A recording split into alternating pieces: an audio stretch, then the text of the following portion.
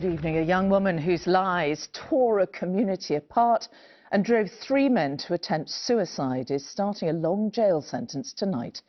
Eleanor Williams falsely told police she'd been raped and trafficked by an Asian grooming gang and made false rape claims against other men. A court heard the devastating impact it had on the victims' lives. One spent more than 2 months in jail on remand. Others tried to kill themselves. Her lies went viral on Facebook, provoking a huge rise in racial tension in her hometown of Barrow-in-Furness, and even started a global campaign.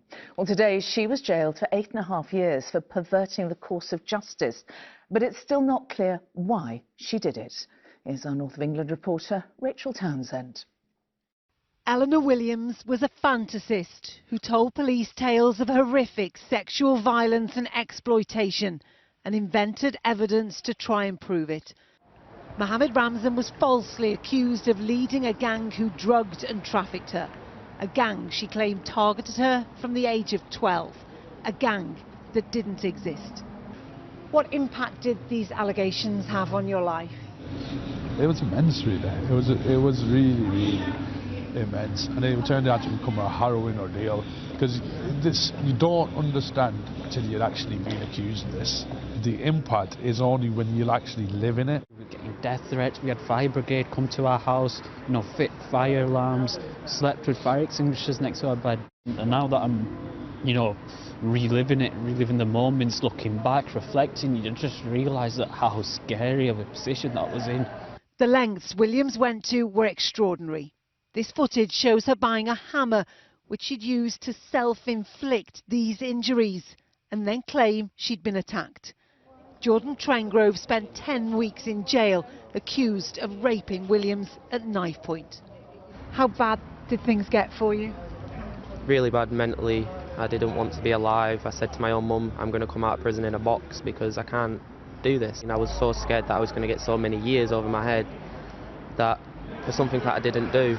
In handing Williams a jail term of 8.5 years for perverting the course of justice, the judge warned of the dangers of spreading untruths. We are aware that sex trafficking of young females does occur.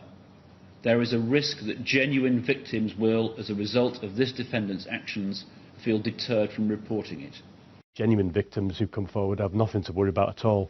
You expect that there will be some discrepancies in every case, but this wasn't one of them. This was a case where out-and-out lies had been told and continued to be told throughout. Williams' allegations sparked mass anger in her hometown of Barrow-in-Furness on a scale police hadn't witnessed in decades. In that summer of 2020, hate crimes tripled. We've had the far right move into town and they haven't gone away yet.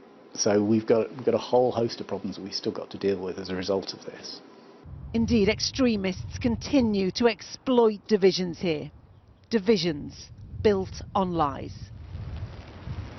The detectives working on this case want to stress how it is extremely rare for someone to invent crimes and concoct evidence in a way that Eleanor Williams did. And they say that it will not in any way influence how they investigate allegations of sexual violence and sexual exploitation in the future. And as Eleanor Williams begins that 8.5-year jail term, we still don't know why she did it. Other than saying today in court that she was young and confused, she has offered no explanation or shown any real remorse. Rachel Townsend in Preston there. Thank you.